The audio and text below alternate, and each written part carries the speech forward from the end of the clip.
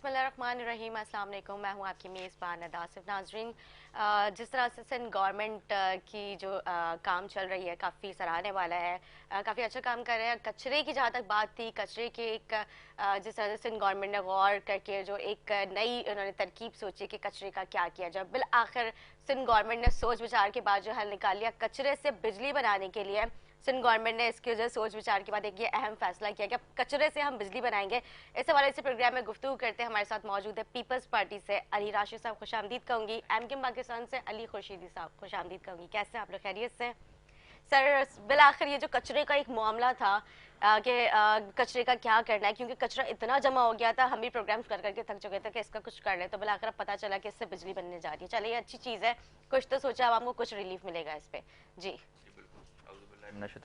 पहले तो बहुत बहुत शुक्रिया आपका, आपने यहाँ बुलाया। बिल्कुल देखें, ये तो एक अच्छी खबर है और एक अच्छी हमने एक चीज़ सोची कि अब देखें ज़माना ऐसा है कि you should think global and act local. हमने देखा कि दुनिया में किस किस्म के जो मसले के हल हैं, जो डेवलप सिटीज़ हैं, जाहिर सी बात है जहाँ ज़्यादा लोग रहते हैं और इतनी लोग हैं, तो वहाँ जो मेथड्स उन्होंने अडॉप्ट किए हुए हैं, तो एक तो बिजली की वैसे ही हमारे पास शॉर्टफॉल है, तो हमने सोचा वाई नॉट कि इस कचरे को उठा के रखें कहाँ, इस कचरे का क्या उठा तो ले मगर कहाँ डंप करते जाएंगे, कहाँ फेंकें, समंदर में फेंकें, ये करें। तो we came up with this really innovative idea कि इससे बिजली बनाई जाए, जिससे एक एक तीर से, जैसे पीपल पार्टी का तीर होता है ना, एक तीर से दो शिकार। एक तो कचरा भी उठ जाए और बिजली की जो शॉर्टफॉल कराची में उसका भी कोई हल निकाला जाए। तो आई थिंक बड़ी खुशाइन बात है और बहुत ही innovative, out of the box chairman Bilawal साहब ने ये आइडिया दिया और हम उसको इम्प्लीमेंट कर रहे हैं। बिल्कुल ठीक कह रहे हैं। अच्छा, ये तो चले सिंध गवर्नमेंट का एक अच्छा अमल है, लेकिन जो के इलेक्ट्रिक है उसको कौन लगाम देगा? ये जो आए रोज बिजली के बिलों में टैक्सेस और नई नई चीज़ें, जिस तरह से अभी केएमसी जो टैक्स था वो उससे मुर्तज़ा वहाब साहब को जो है ज़ाहिर है उन्होंने उसके बाद फिर रिज़ाइन दे दिया क्योंकि कोर्ट का ऑर्डर था। फिर उसके बाद अब ये सारे मामला चल ही रहे हैं, तो ये के इलेक्ट्रिक के जो मामला हैं इनको कौन लगाम देने वाला है? देखिए, के इलेक्ट्रिक तो एक प्राइवेट इदारा है, तो वो लगाम तो हुकूमत को ही देना पड़ेगा, फेडरल हो या सूबाई हो, और उनके मामलात रेगुलेशन जो है उन पे उनका जो वॉच डॉग होता है उनको देख के। मगर यहाँ मुर्तज़ा वहाब साहब का जहाँ तक ताल्लुक है और सवाल है, वो तो बिल्कुल एक सही बात कर रहे थे। देखिए ना, एक के इलेक्ट्रिक अगर पहले तो जो ऑलरेडी टैक्स आ रहा था उसको उन्होंने कम किया, जो आप वैसे ही दे रहे हैं, कलेक्शन जो हो रहा है वो कम करके वो केएमसी के अकाउंट में के इलेक्ट्रिक के थ्रू आएगा। वो 50 रुपये उन्होंने कर दिया। तो पहले हज़ारों में होता था, मिनिमम मैक्सिमम 5,000 तक जाता था, मिनिमम 200 होता था। इस दफ़ा मिनिमम उन्होंने 50 कर दिया था और आई थिंक मैक्सिमम 200 या 300 ऐसा कुछ था, बहुत मिनिमम था, मगर सब पे लागू होता। उससे होता ये कि ट्रांसपेरेंसी आती, वही पैसे केएमसी के अकाउंट में आते, कैश कलेक्शन नहीं हो रहा होता, किसी के जेब में नहीं जा रहे होते, बिल्कुल ट्रांसपेरेंट कर दिया था ना, करप्शन या उसकी नज़र नहीं होते। तो वो जब कलेक्ट होता, वो एग्जैक्ट अमाउंट पब्लिक को पता होता कि जी इतने पैसे केएमसी के अकाउंट में आए, तो जो भी उनका मेयर होता या एडमिनिस्ट्रेटर जो भी है, उससे आवाम सवाल अब कर सकती है कि जो इतने पैसे आए आप बताएं वो गए कहाँ, 3 करोड़ आए, 3 अरब आए, जो भी आए वो आपने कहाँ लगाए, डेवलपमेंट दिखाएं। अभी तो कोई इसका चेक एंड बैलेंसेस है ही नहीं, इसलिए यू कांट नो इसलिए कलेक्शन हो रही है, कितनी हुई, कितनी नहीं हुई, कहाँ गई, कैसे यूटिलाइज हुई, नहीं है। तो ये बड़ा एक ट्रांसपेरेंट उन्होंने चीज़ दी थी। बट अफसोस की बात है, और आप उनकी जब उन्होंने प्रेस कॉन्फ्रेंस की थी काफ़ी जज्बाती थे और अपसेट थे। यू कुड टेल कि इंसान काम करना चाह रहा है दिन रात। I am not saying it कि मेरी पार्टी में इसलिए, मगर दिन रात आप रात के 2-2 3-3 बजे दिल लगा के काम करें, आप अपनी फैमिली को निगलेक्ट करें, अपनी बाकी चीज़ों को निगलेक्ट करें और आप करें, और उसके बजाय कि थैंक यू तो छोड़ें उस शहर के लोग या उनके बासी, उल्टा आप पे उंगलियां उठाएं, उल्टा कोर्ट आपको काम करने से रोक दे, तो दिल आज़ारी, थोड़ा अपसेट तो बंदा होता है। तो I understand his point of view के मुर्तज़ा वहाब साहब क्यों ऐसा फील कर रहे थे। ठीक है जी, मुर्तज़ा वहाब साहब की बातें, और ये मुर्तज़ा वहाब साहब जो है आवाम से जो है मतलब मीडिया प्रेस कॉन्फ्रेंस कर रहे हैं, क्या कहना है उनका जानते हैं प्रेस कॉन्फ्रेंस के जरिए। जी, सीढ़ियां लगते हुए उसका काम मुकम्मल होते हुए नजर आ रहा है। ये सारा काम तभी सस्टेनेबल अंदाज से हो सकता है, और तफसीलात और हैं कामों की, तफसीलात और हैं कि कहाँ पे लाइटों के ऊपर काम हो रहा है। एक और मैं बड़ी चीज़ बताना भूल गया आपको, आप समंदर का रुख करते हैं, समंदर की सड़क का क्या हाल था, आज आप समंदर का रुख करें आपका दिल खुश होता है कि कैसे उस सड़क की असरनो तामीर की गई। और इस वक्त भी मछली चौक से कैनप तक 12 किलोमीटर डुअल रोड 80 करोड़ रुपए की लागत से कराची मेट्रोपॉलिटन कॉरपोरेशन बल्दिया उज़्मा कराची इस वक्त बना रही है और तकरीबन उसका भी 70 से 75% काम मुकम्मल हो गया है। आपको काम होता हुआ नजर आ रहा है। इसी तरह माई कुलाची रोड दिहाइयों से अंधेरे में डूबी हुई थी। पोल थे, लाइटें नहीं थी, लाइटें थी तो तार नहीं था। उसको यही हम कहते हैं ना उर्दू में, आपके भाई ने काम किया। इसी दौर में काम स्टार्ट हुआ और आज आपको काम होता वहां पे नजर आ रहा है और इंशाअल्लाह खत्म भी करके दूंगा। ये सारे काम करने के लिए आपको पैसे दरकार होते हैं। कुछ लोगों ने माजी में केएमसी के रेवेन्यू को बढ़ाने के लिए कराची की सड़कों को कमर्शलाइज किया, जिसका आज खमियाजा पूरी कराची की कौम, कराची वाले भुगत रहे हैं कि वो सड़क जिसके ऊपर 1000 गज का मकान था, एक खानदान बसता था, 2 खानदान बसते थे, आज वहां पर 20-20 मंजिला इमारत बना दी गई। क्यों? क्योंकि नेमतुल्लाह साहब के जमाने में उन सड़कों को कमर्शलाइज किया गया।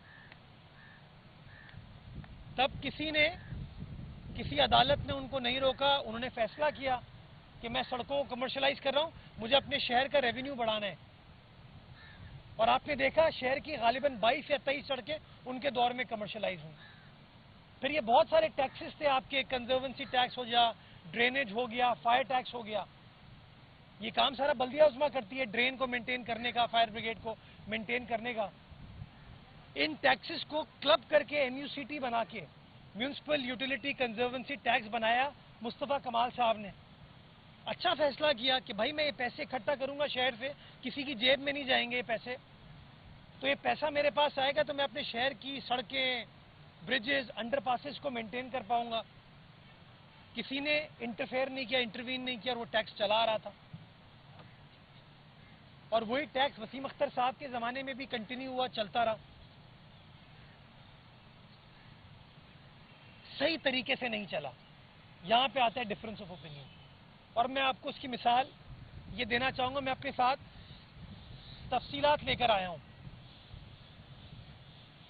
पिछले 15 साल की, जिसमें मुस्तफ़ा कमाल साहब का भी दौर है, वसीम अख्तर साहब का भी दौर है।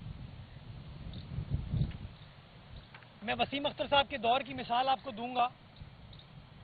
मैं कोई किसी के ऊपर इल्ज़ाम नहीं लगा रहा हूं, मैं लोगों के अंदर अवेयरनेस क्रिएट करने की कोशिश कर रहा हूं, लोगों को एजुकेट करना चाह रहा हूं कि जो लोग आपको मिसगाइड कर रहे हैं वो आपके दुश्मन हैं, वो आपकी कराची के दुश्मन हैं।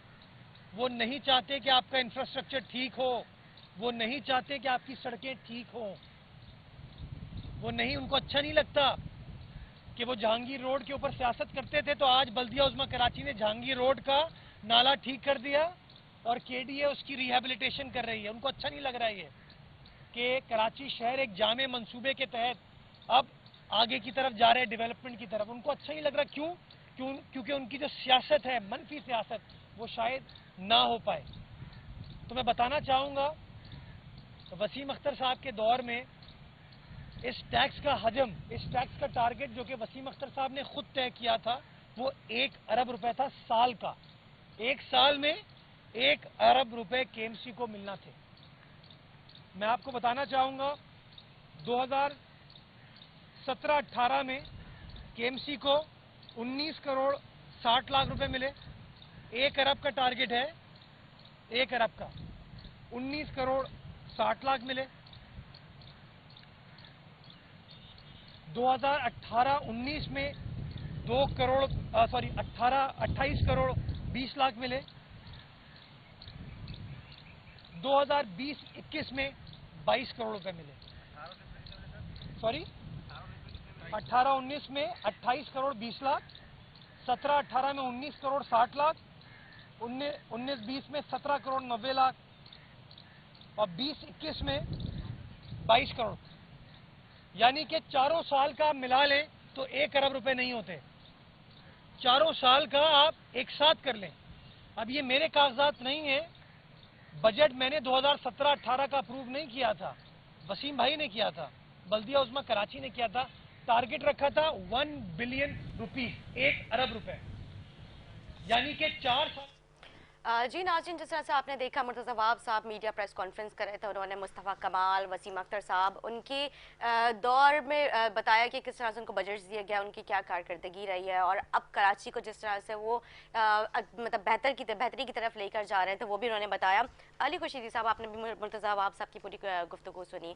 वो कहते हैं उनको ठीक ठाक बजट मिला, लेकिन बजट कहाँ गया, क्योंकि हमने जिस तरह से वसीम अख्तर के प्रेस कॉन्फ्रेंस देखी है, वो तो कहते हैं इख्तियारात नहीं है, बजट नहीं है। जी, सबसे पहले तो बहुत बहुत शुक्रिया।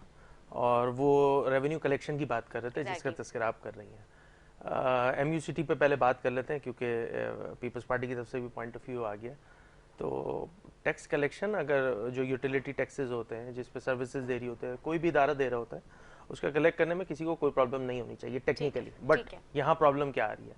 यहाँ ये आ रही है कि इस शहर पे जो एडमिनिस्ट्रेटर रूल कर रहा है, उनका ताल्लुक इस सूबे की जो हुकूमत है उनका ताल्लुक एक ही जमात से, ठीक है। सबसे पहली बात, as far as revenue is concern, NFC award जो है ना, वो फेडरल गवर्नमेंट जो है वो चारों सूबों को यकसा देती है।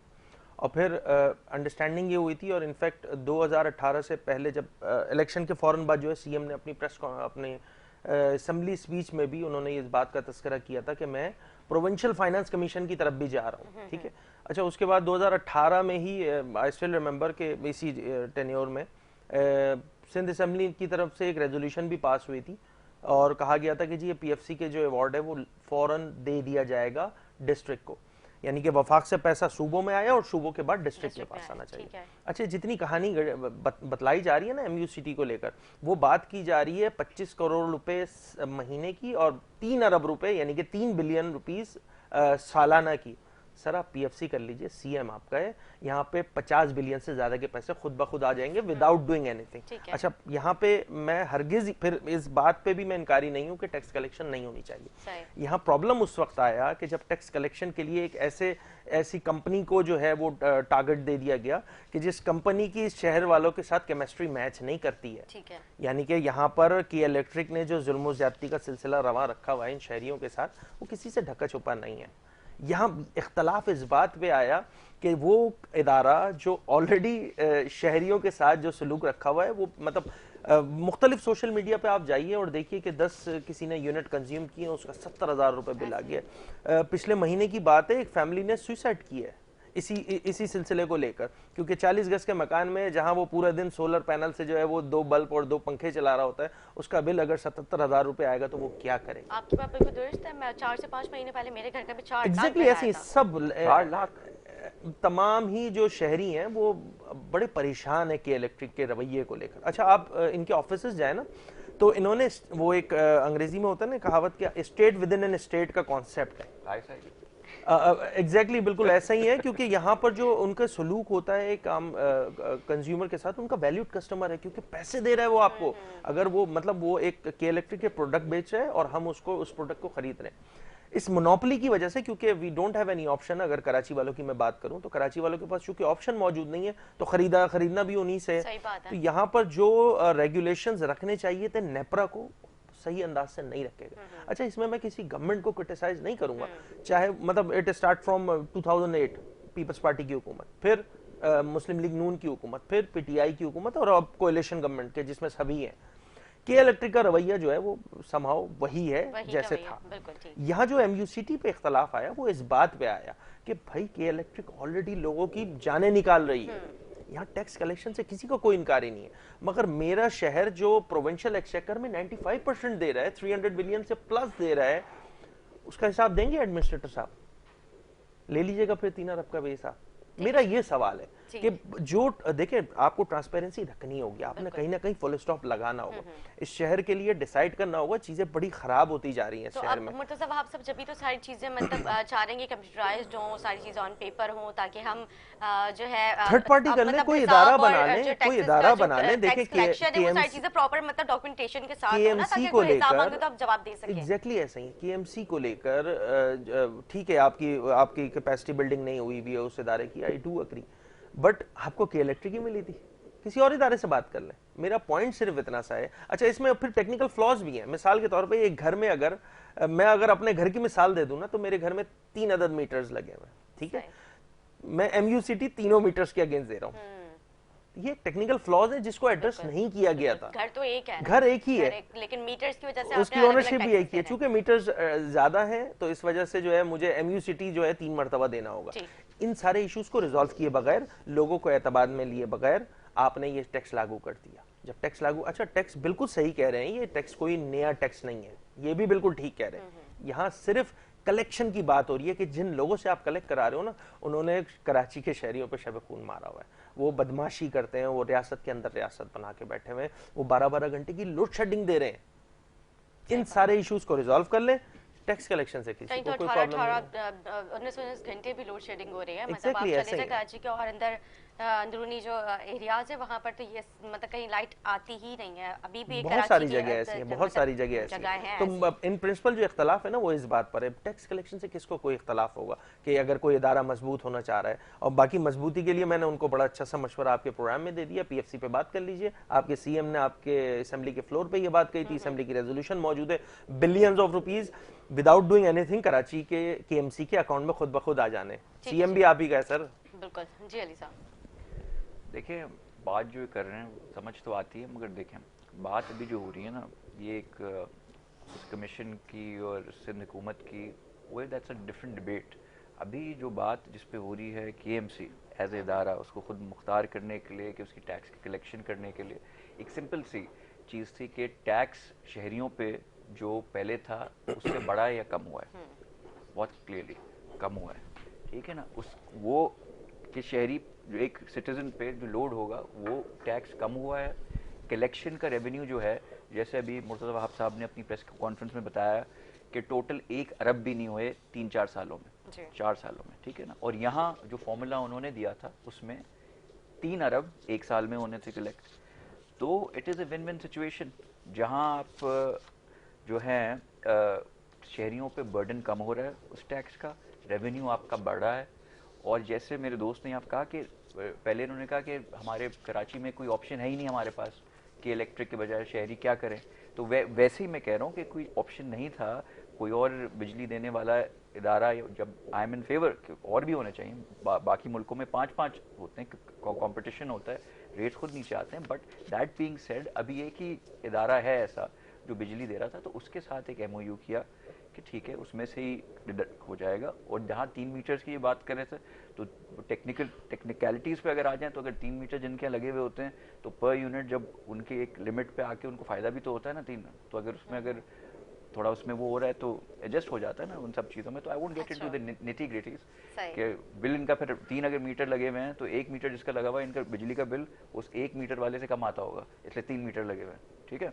तो वो क्या बिल तो कमाते ही नहीं है ना, और कब चले उतना ज्यादा नहीं आता होगा जितना 1 मीटर वाले का आता है। अगर आप कर दिए, नेपरा ने कल अप्रूव कर दी, ECC ने कर दी है कल, वो भी एक जुल्म है के इलेक्ट्रिक को लेकर कि पहले ये होता था कि यूनिट कॉस्टिंग जो है ना वो स्लैब थे, स्लैब डिफाइन हुए थे कि 0 से 100 यूनिट तक आपके ये पैसे हैं, 100 से 200 तक यूनिट तक की, और फिर इसी तरह ग्रेजुअली आगे चलता।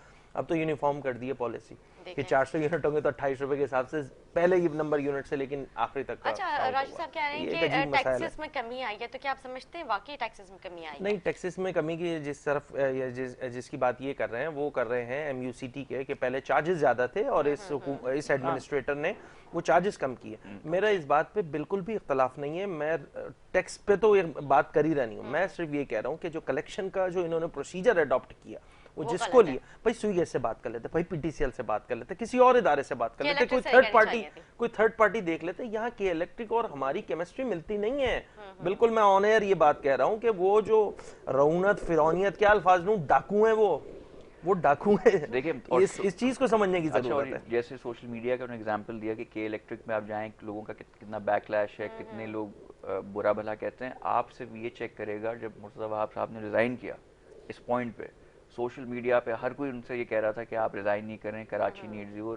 मतलब उनकी परफॉर्मेंस रही है, अच्छा काम कर रहे हैं, नीयत अच्छी है। देखिए बाकी आई अंडरस्टैंड, मैं इनका पॉइंट ऑफ व्यू समझता हूँ, वो कुछ कड़वे घूट पीने पड़ते हैं। के इलेक्ट्रिक हमारा भी कोई सगा नहीं, हमें भी कोई इतना नहीं पसंद होगा, मगर काम चलाना है और भी कोई थोड़ा बहुत ऑप्शन है। पसंद है।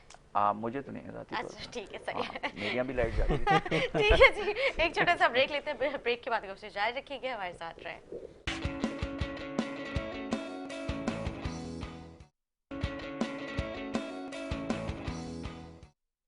जी नाज़रीन, खुश आमदीद। ब्रेक से पहले गुफ्तगू चल रही थी, इसके साथ साथ आपको बताएं कि आवाम को जिस तरह से वफाकी हुकूमत ने रिलीफ देने का सोचा, पेट्रोल प्राइसेस जो है, मतलब पेट्रोल की जो कीमतें हैं, 12 रुपये कुछ पैसे जो है इन्होंने पेट्रोल फी लीटर सस्ता कर दिया है। इसके लिए आप सबको, पूरे पाकिस्तान को बहुत मुबारकबाद हो। आप क्या कहेंगे इस खुशी के मौके पर, क्योंकि काफ़ी दिनों के बाद सुनने में आया ना कि कोई चीज़ सस्ती हुई नहीं, है। देखें जब से इमरान खान साहब गए हैं, वो अब खुशी और गुड न्यूज़ सुनने को मिल रही है, और ये इंशाल्लाह ये सिलसिला जारी रहेगा इंशाल्लाह। आगे भी इंशाल्लाह हमें इस तरह के इलेक्शन तक तो रहेगा। ये वापस आ गए तो फिर मैं कुछ नहीं गारंटी कह सकता, मगर जब तक खान साहब नहीं है, जब तक पाकिस्तान खुशहाली की तरफ जाता रहेगा। जी वेल, मैं कोई बिजनेस एक्सपर्ट तो नहीं हूँ, इकोनॉमिक जो मामलात होते हैं, मैं एज अ लेमैन अगर बात करूँ तो यकीनन एक खुशाइन बात है कि पेट्रोल प्राइसेस जो हैं वो कम हुए हैं, बहुत ज़्यादा बढ़ गए थे, और उसकी बहुत सारी वजूहत हैं, सियासी वजूहत भी हैं। आपने फॉरेन रिजर्व को जो है वो आपने इस्तेमाल करना शुरू कर देना इमरान खान की जानिब से, फरवरी के बाद ये क्लेम करना कि जी मैंने तो पेट्रोल प्राइस बढ़ानी नहीं है, जबकि इंटरनेशनल मार्केट में जो है वो प्राइस जो है बहुत ज़्यादा हो गए थे। मतलब एक चीज़ मैं 100 रुपये की खरीद रहा हूँ और लोगों को 50 रुपये की बेच रहा हूँ, तो 50 रुपये वो कहाँ से जा रहे थे? वो हमारे रिजर्व से ही खर्च हो रहे थे। इमरान खान साहब अपने घर से तो ला रहे नहीं थे।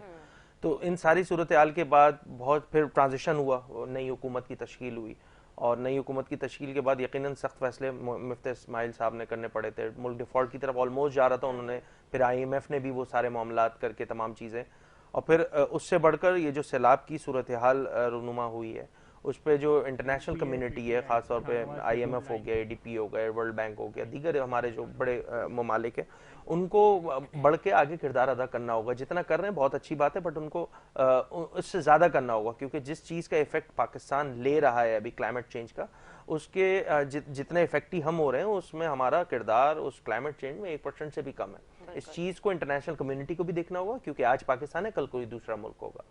और रही बात पेट्रोल प्राइस की, यकीनन खुशाइन बात है, सूबाई हुकूमतों का भी काम है और वफाकी हुकूमत का भी काम है कि इस पेट्रोल के जो डिक्रीमेंट हुआ है, जो प्राइस कम हुए हैं, उसका इफेक्ट और इम्पैक्ट जो है वो आम आवाम तक किस तरह लाना है, उनको ये चीज़ें निकालनी होंगी, चाहे वो प्राइस कंट्रोल की सूरत में हो, सब्जी ये जो हमारी कमोडिटीज़ होती हैं उसमें कमी करनी होगी पैसों में, तो हमें प्राइस कंट्रोल के मैकेनिज्म को थोड़ा सा रिव्यू करना होगा। सूबे में बड़ा अजीब सा है, नॉट जस्ट इन सिंध, तमाम ही सूबों में ये सूरत हाल जो है, मतलब एक DC को लगाया हुआ है, वो बैठ के पोलियो की मामलात भी देखे, वो हेल्थ के इश्यूज भी देखे, वो जो है वो प्राइस कंट्रोल भी करे। असिस्टेंट कमिश्नर का काम ये होता है कि बैठ के वो ठेले वालों के पास जा के काम, तो एक मैकेनिज्म बनाना होगा। प्राइस कंट्रोल का पूरा डिपार्टमेंट है जो कि बिल्कुल भी नहीं है, हाँ, मतलब एक्टिव नहीं है, लेकिन एक्टिव नहीं है, वो check and balance on ground जिस अंदाज से उनको होना चाहिए उस अंदाज से नहीं है। इसीलिए इन तमाम जो हुकूमतों के अच्छे काम होते हैं उसके समरात नीचे तक आवाम तक नहीं मिलते, इसीलिए आवाम गुस्सा होती है। तो इसको देखने की जरूरत है। मुझे आप ये बताइएगा, जब इमरान खान जब हुकूमत छोड़ के गए हैं तो उस वक्त पेट्रोल के प्राइसेस क्या थे? इमरान खान 180 थे, लेकिन PTI 160, सॉरी 160 वो कहते हैं कि 150 तकरीबन थे। हाँ 160, 55, 57 ऐसे ही, अब थोड़े थोड़े बढ़ने शुरू हो गए थे, और अब जो है वो प्राइस जो है 200 जो अब कम हुई है, कमी के बाद जो है वो 236 हो गया। जिस अंदाज से मैंने आपको बताया ना कि चूंकि तेल या पेट्रोल जिसे हम कहते हैं वो हम यहाँ से तो लेते, हम तो बाहर से मंगवाते हैं ना, तो जब बाहर से मंगवाते हैं उसके इंटरनेशनल मार्केट में प्राइस बढ़ गए थे, तो उसका इम्पैक्ट हमारे पास आया था। फिर रुपी जो है वो डिवैल्यू हो रहा था, उसकी वजह से हमें बहुत ज़्यादा जो है वो प्रॉब्लम आ गई थी यहाँ पे। उन तमाम चीज़ों को नॉर्मलाइज किया गया अल्हम्दुलिल्लाह, और मैं बड़ा होपफुल हूँ कि जो हमारे फाइनेंस मिनिस्टर हैं उसको फिर इसी अंदाज से देखेंगे, ताकि उसका इम्पैक्ट जो है, अब लाजमी सी बात है हमारे पास इंटरनेशनल मार्केट में जो है प्राइस कम होना शुरू हो गए, तो यकीनन उसके समरात एक आम शहरी तक पहुंचाने की जिम्मेदारी हुकूमत वक्त की होती है। स्टार्ट हुआ है, लेट्स होप कि ये चीज़ें सिलसिला चलते रहे आगे। ठीक है जी, हमारे साथ पीटीआई से शाहनवाज जदून एमपी जो है उन्होंने लाइन में ज्वाइन किया। सर, पेट्रोल प्राइसेस कम हुए, इस पे क्या कहेंगे आप? जी, बिस्मिल्लाहिर्रहमानिर्रहीम, बहुत बहुत शुक्रिया। निदा, देखिए बात यह है कि अभी ये मेरे भाई अली खुर्शीदी बात कर रहे थे, तो जब इंटरनेशनल मार्केट में पेट्रोल की बैरियल $126 का था, तो इमरान खान साहब 150 रुपए फी लीटर दे रहे थे यहाँ, और उन्होंने सब्सिडी दी थी आवाम को, 10 रुपए की सब्सिडी भी दी थी, 160 से 150 रुपए पे लाए। आज इंटरनेशनल मार्केट में पेट्रोल तकरीबन कोई $85-86 की बैरियल है, तो उस हिसाब से तो ये पेट्रोल की कीमत तकरीबन 120-130 रुपए होना चाहिए था। लेकिन ये मैं इनको क्या बोलूँ, ये नायल गवर्नमेंट है कि जब इंटरनेशनली पेट्रोल की कीमतें गिर रही थी, ये यहाँ बढ़ा रहे थे। ये खाली आवाम को दिखाने के लिए कि देखिए हमने इस नाअहल फाइनेंस मिनिस्टर को ले आए और देखो उन्होंने आवाम को क्या रिलीफ दिया है। 12 रुपए क्या रिलीफ है। होना तो ये चाहिए था कि जब इमरान खान साहब 125 से $126 फी बैरियल पे 150 रुपए लीटर दे रहे थे, तो इनको तो चाहिए कि ये अभी इस टाइम करंट जो चल रहा है $85-86 फी बैरियल चल रहा है, तो इनको तो चाहिए कि कम से कम 120-130 रुपए का पेट्रोल फी लीटर दे दें, लेकिन आज भी दुगना वो कीमत पे दे रहे हैं। इसी तरह दूसरी अशिया देखे बात ये कि आटा आज एक गरीब के, वो मैं कहता हूँ 2 वक्त खाने वाला एक वक्त खाने पे मजबूर हो गया है।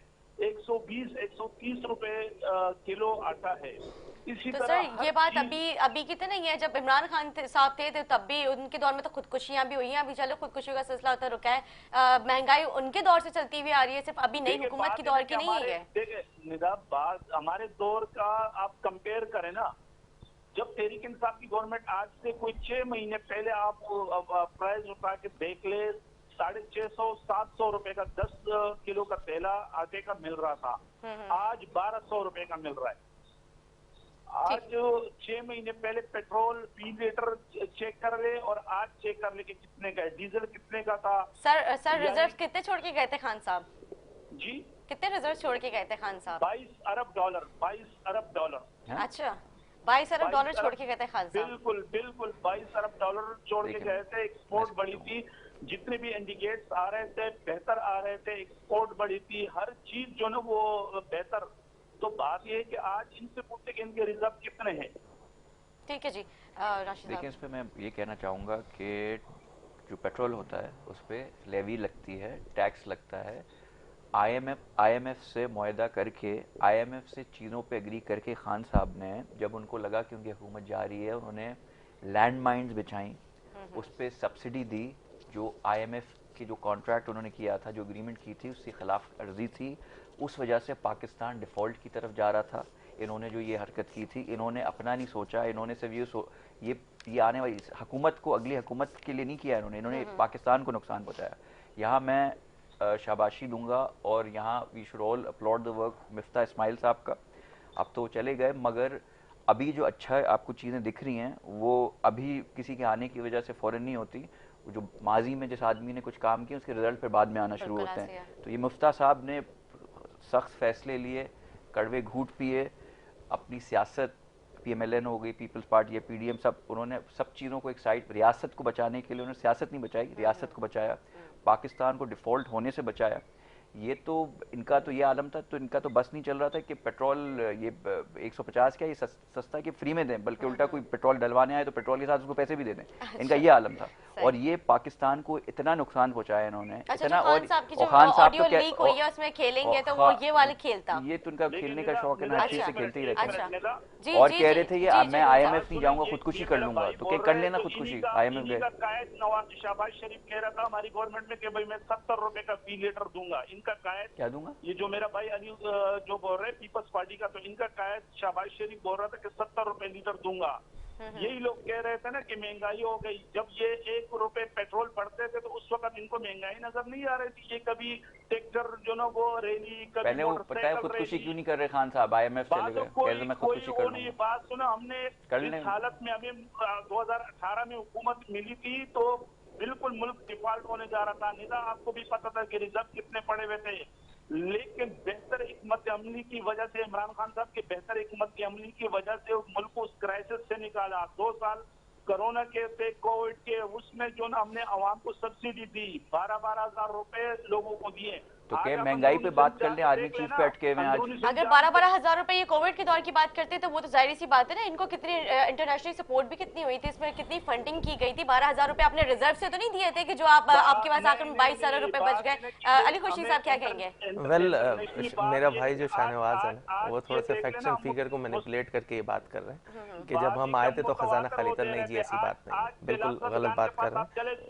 अभी आप बात कर रहे थे, अभी मेरा भाई बात कर रहे थे डीसी और एसी, वहाँ तो कोई नजर ही नहीं आ रहा है, ना एमसीए नजर आ रहे हैं, ना एमएनए नजर आ रहे हैं। वहाँ लोग बेयार और मददगार बैठे हुए हैं और जो बदवाएं दे रहे हैं गवर्नमेंट को।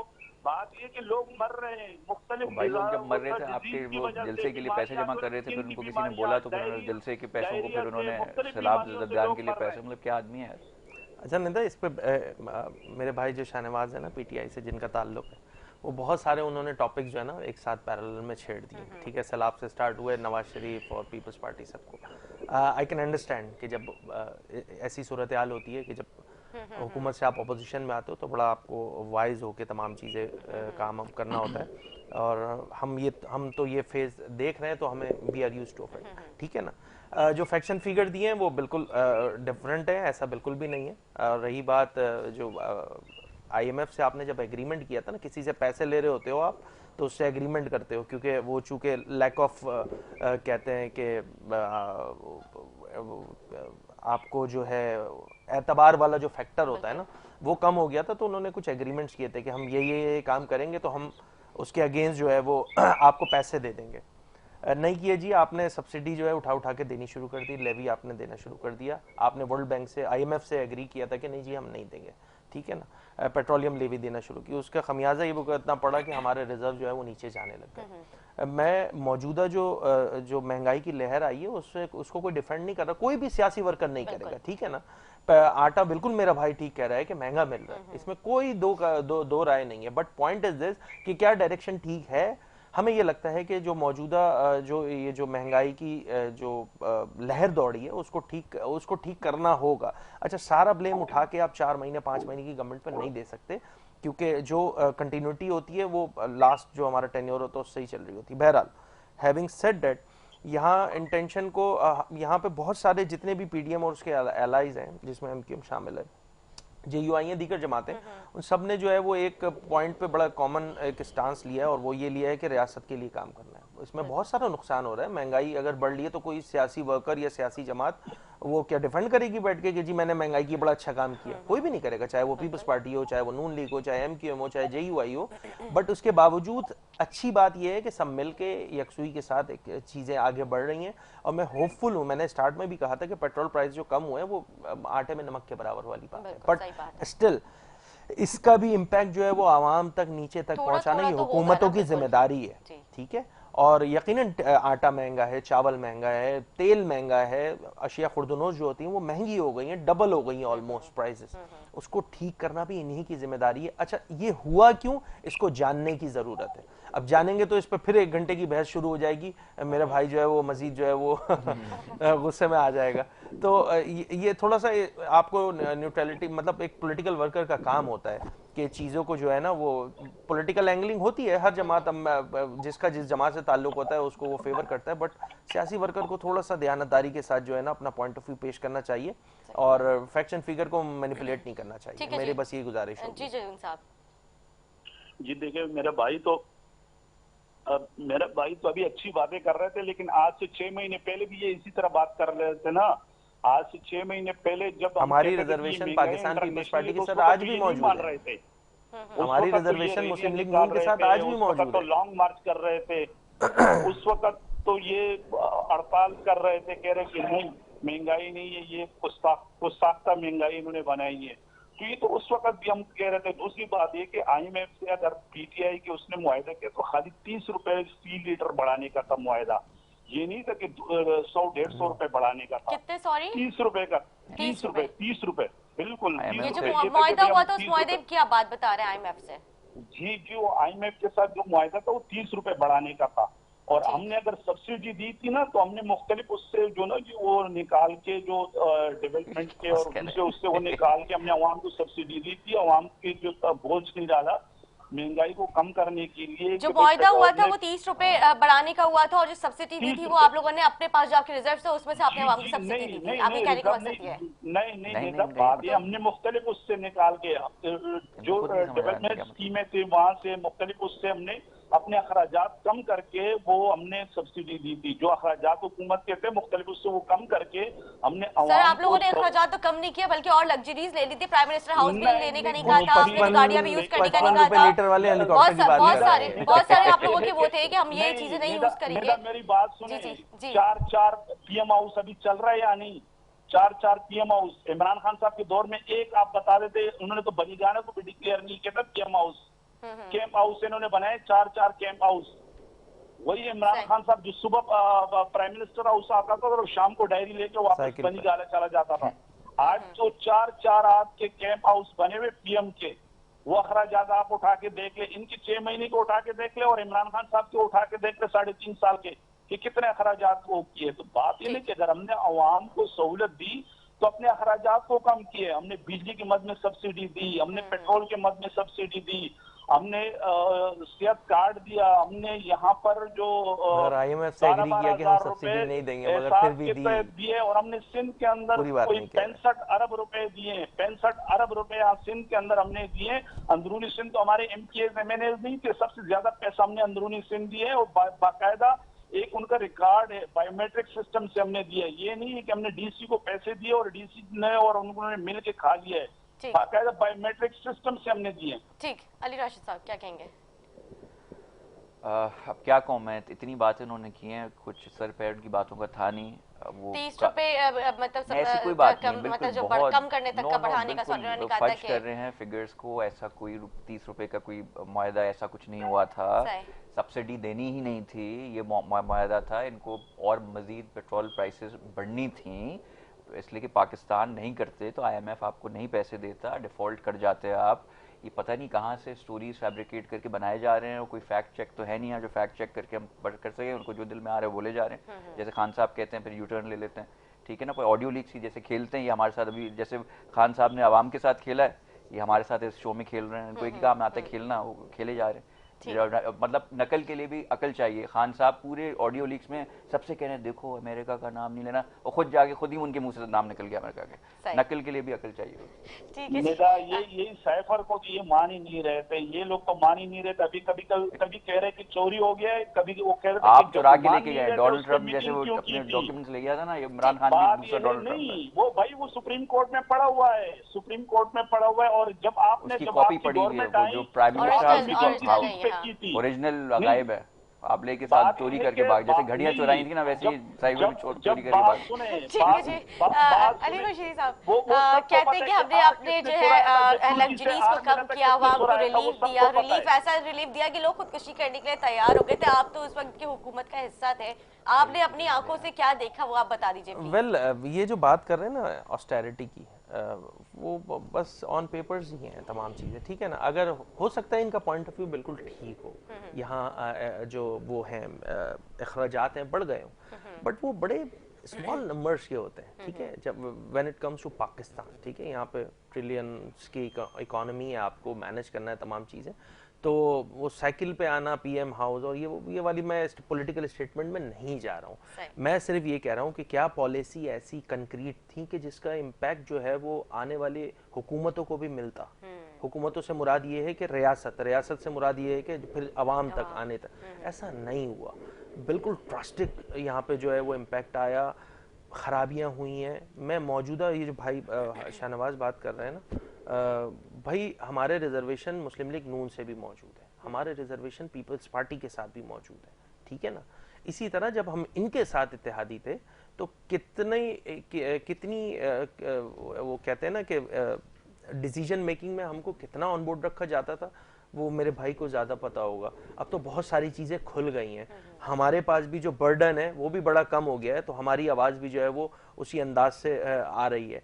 तो ना करें वो वाली बातें, ठीक है ना, जो वरना यहाँ पे भी हो वरना सकता है कि कुछ लीक ना हो जाए। नहीं, बहुत सारी ऐसी चीजें क्योंकि आजकल ऑडियो लीक्स बहुत ज्यादा मैंने common आपको हो गया प्रोग्राम ना। के स्टार्ट में कहा था जी, कि जो जी। पॉलिटिकल वर्कर होता है ना, वो ठीक है पॉलिटिकल एंगलिंग ले, मगर जो फैक्ट्स एंड फिगर है उसको मैनिपुलेट करके मैंने आपके प्रोग्राम में झूठ झाट बोल के मैंने क्या फायदा उठा सही लेना बात है। है। ठीक है, आवाम बेवकूफ नहीं है। फैक्ट चेक ये है कि भाई प्रॉब्लम्स थी और उसके बहरहाल चीजें आ रही हैं बाहर, जिम्मेदार कौन था वो सबके सामने आ रहा ठीक है है। जी। लेट द पीपल डिसाइड कि आप ठीक है या हम ठीक कर रहे हैं। यहाँ पे पूरी सियासत को दाव पे लगा दिया गया, इसमें कोई शक नहीं है। कोई भी हुकूमत इतनी बड़ी बेवकूफ नहीं है कि वो आते ही इतने बड़े पेट्रोल प्राइस को जो है वो डिफेंड करे बैठ के। वो यकीनन वो कर रहे हैं, महंगाई हो रही है उसके बावजूद भी कैरी किया जा रहा है चीजों को, रियासत को साथ लेके चला जा रहा है। वरना बड़ा आसान सा काम था कि आते इलेक्शन कराते, यकीन माने ये कहीं भी नजर नहीं आ रहे होते, फिर नए मैंडेट के साथ आ जाते। रही बात 5 साल है जमहूरी निज़ाम है, उसको चलने दीजिए। वज़ीर आज़म चेंज होते रहते हैं, आपके भी वज़ीर आज़म चेंज हो गए, नए वज़ीर आज़म आए, एक्सेप्ट कीजिए, पार्लियामेंट में अपना किरदार अदा कीजिए जो नहीं कर रहे हैं। रोड पे खड़े होके मैंने बताया ना, वो मदारी भी पता नहीं कितने रश लगा लेता है। मैं बिल्कुल भी किसी के पॉलिटिकल लीडरशिप के अगेंस्ट मैं बात नहीं कर रहा हूँ, बट मैं फिर वही बात कर रहा हूँ, फैक्ट चेक्स ये है कि भाई रोड पे तो वैसे एक छोटा सा वाकया हो जाता है ना, तो उस पे भी 100-200 बंदे जो है ना, कराची जैसे शहर में फालतू में खड़े हो जाते हैं कि हुआ क्या है। तो भैया इतना रश लगाने का फायदा नहीं है। सैलाब की सूरत हाल है, नॉर्मल सिचुएशन नहीं है पाकिस्तान की। हर 7 में से एक बंदा जो है वो पानी में डूबा हुआ है। बिल्कुल और उसमें जो क्लाइमेट चेंज का इम्पैक्ट है वो उसको हम सब भुगत रहे हैं। पाकिस्तानी एज अ पाकिस्तानी बात करें तो हम सब भुगत रहे हैं। हमें पॉलिटिकल डिफरेंसेस को थोड़ा सा ना साइड पे करके पाकिस्तान के लिए सोचना होगा। जब पाकिस्तान के लिए सोचेंगे तो अवाम में आपकी पजीराई और आपके इंटेंशन जो होती है ना, वो ज्यादा इम्पैक्ट करती है लोगों को, बजाय इसके कि पॉलिटिकल स्टेटमेंट। आजकल तो वो मैंने जैसे आपको बताया ना, हर कोई वो एंगल लेके बैठा होता है, मेरा लीडर बिल्कुल ठीक है बाकी सब बेकार है। ऐसा नहीं होना चाहिए। पॉलिटिकल वर्कर को कम से कम ऐसी बातें नहीं करनी चाहिए। आपको फैक्ट चेक्स बिल्कुल क्लियर रखने चाहिए और अपने आप को भी क्लियर रखना चाहिए, और उसकी तबलीग और तरवीज जो है वो लोगों तक भी करनी चाहिए। और लोग बड़े समझदार हैं आजकल, किसी को कुछ बताने की जरूरत नहीं होती, अब सब खुद पता लग जाता है। बिल्कुल ठीक कह रहे हैं आप। ये सोशल मीडिया का जो इस्तेमाल है ये कभी पॉजिटिव कभी नेगेटिव हो रहा होता है। अवाम में अब शऊर आ चुका है, अवाम जो है बहुत अच्छे से जान चुकी है क्या सही है क्या गलत है। बहुत शुक्रिया अदा करूंगी अली खुर्शीदी साहब। राशिद साहब आपका भी बहुत शुक्रिया। एंड में कुछ कहेंगे आप? नहीं, बस यही कहूँगा कि बुरा वक्त है, कोशिश हुकूमत पूरी कर रही है बुरे वक्त में निकालें। और ऐसी बात है 4 साल का बिगाड़ है, वक्त लगेगा, मगर अवाम और कौम को मायूस होने की कोई ज़रूरत नहीं है। Now the country is in good hands. घबराना नहीं है, सबसे पहले तो आपको घबराना नहीं है। ठीक है जी, बहुत शुक्रिया आप लोगों का, आप लोगों ने टाइम दिया। शाहनवाज जदून साहब आपको भी बहुत शुक्रिया। उम्मीद करती हूँ मेरे नाज़रीन को हमारा प्रोग्राम अच्छा लगा। इसी के साथ अपनी मेज़बान ने दासुक दे इजाज़त। मुझे, मेरे मेहमानों को, मेरी टीम को दुआ में रखें। अल्लाह हाफ़िज़।